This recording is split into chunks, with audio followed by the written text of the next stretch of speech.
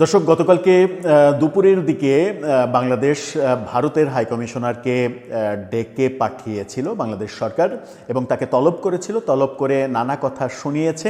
আমরা সেই আলোচনাতেই বলেছিলাম যে পাল্টাপাল্টি এবার আবারও দেখব, দ্বিতীয়বারের মতো আবারও দেখব ভারত বাংলাদেশের হাইকমিশনারকে তলব করবে এবং সেই ঘটনার খবর গত রাতেই চলে এসেছে গণমাধ্যমে।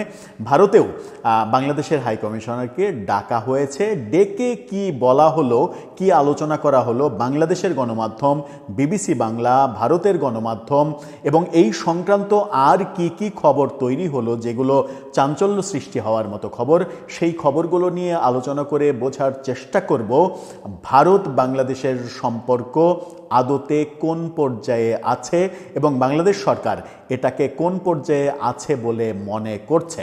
ইন্টারেস্টিংলি, বাংলাদেশ সরকারের একজন উপদেষ্টা এই ব্যাপারে কথা বলেছেন অবশেষে। সেই আলোচনাই করে বোঝার চেষ্টা করব। এটা থাকবেন পলিটিক্স টিভির নিয়মিত আয়োজনে।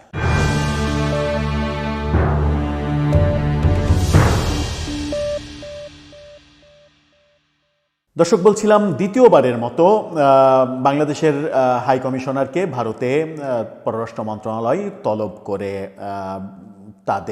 তাকে অনেক কথা শুনিয়েছে। কি কথা শোনালো ভারত একটু জেনে দেখব। তার আগে বিভিন্ন পত্রিকা বিভিন্ন ধরনের শিরোনাম করেছে, সেই শিরোনামগুলো আমরা দেখে নেব।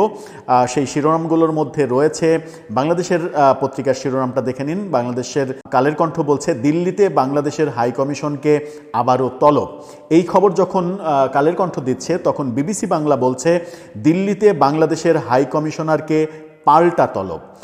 বিবিসি যখন পাল্টা তলবের কথা বলছে তখন হিন্দুস্তান টাইমস, ভারতের হিন্দুস্তান টাইমস, তারা বলছে, তাদের শিরোনামটা দেখুন, after Dhaka India calls Bangladesh envoy seeks proper probe into Hadi killing.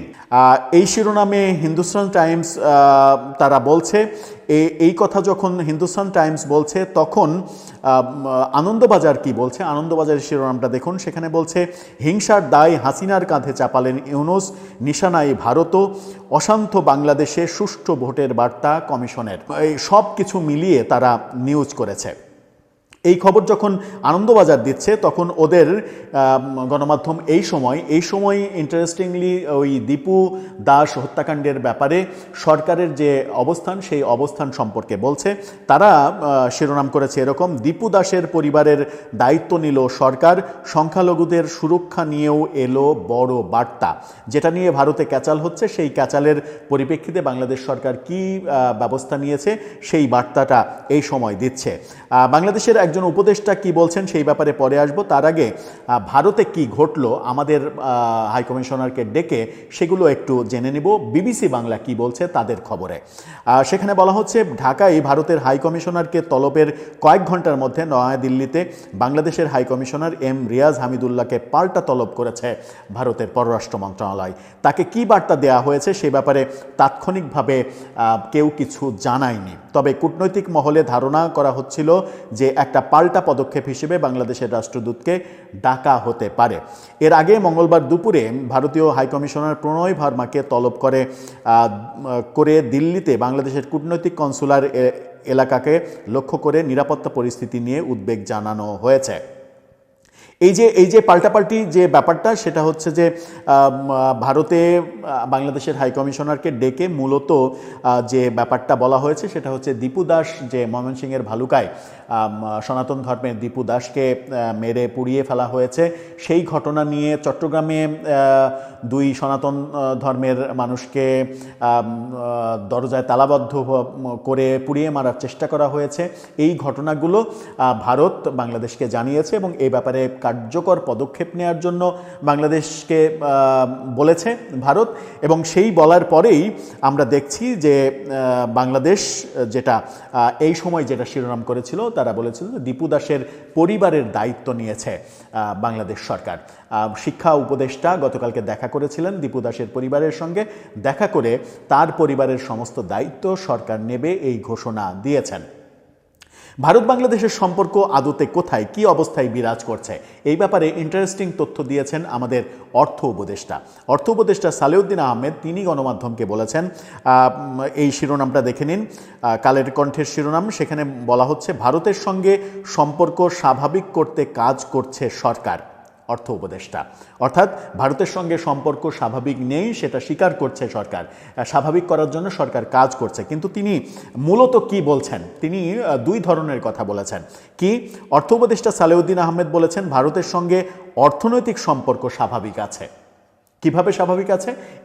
এই অনুষ্ঠানেই গতকালকে একনেকের বৈঠকের পরে অর্থ উপদেষ্টা জানিয়েছেন ভারত থেকে 50,000 মেট্রিক টন চাল আমদানি করা হচ্ছে, মসুরের ডালও আমদানি করা হবে, সেই ঘোষণাও দিয়েছেন তিনি। 50,000 মেট্রিক টন আবারও নতুন করে চাল আসছে ভারত থেকে। সেই ক্ষেত্রেই তিনি বলছেন যে ভারতের সঙ্গে অর্থনৈতিক সম্পর্ক ঠিক আছে, বাণিজ্যিক সম্পর্ক ঠিক আছে, কিন্তু রাজনৈতিক সম্পর্ক স্বাভাবিক করতে কাজ করছে সরকার। রাজনৈতিক সম্পর্ক ঠিক নেই, অর্থনৈতিক সম্পর্ক এবং বাণিজ্যিক সম্পর্ক ঠিক আছে, এটা দাবি করছেন তিনি। সচিবালয়ে সরকারি ক্রয় সংক্রান্ত উপদেষ্টা কমিটির বৈঠক শেষে সাংবাদিকদের সঙ্গে আলাপ করে তিনি এই কথা বলেন। অর্থ উপদেষ্টা বলেন, ভারতের রাজনৈতিক সম্পর্ক খুব যে খারাপ হয়ে গেছে তা নয়, ভারতের সঙ্গে রাজনৈতিক সম্পর্ক খুব যে খারাপ হয়েছে তা নয়, তিনি সেটাও বলছেন। খারাপ এটা মানছেন, কিন্তু বলছেন যে খুব যে খারাপ হয়েছে তা নয়। খুব যদি খারাপ না হবে তাহলে এদেশ মানে ওই দেশের হাইকমিশনারকে ডাকছে, ও দেশ এই দেশের হাইকমিশনারকে ডাকছে, এই যে পাল্টাপাল্টি মাত্র কয়েকদিনের মধ্যে, এক সপ্তাহের মধ্যে 2 বার করে হাইকমিশনারকে ডাকার তলব করা, ডাকা তো না, তলব করা, এই যে পাল্টাপাল্টি তলব করার ঘটনাগুলো কেন ঘটছে? বাংলাদেশে বিক্ষোভ করা হলো এবং হিন্দু সনাতন ধর্মের দীপু দাস তিনি মারাত্মকভাবে মানে অমানবিকভাবে তাকে পুড়িয়ে মারা হলো।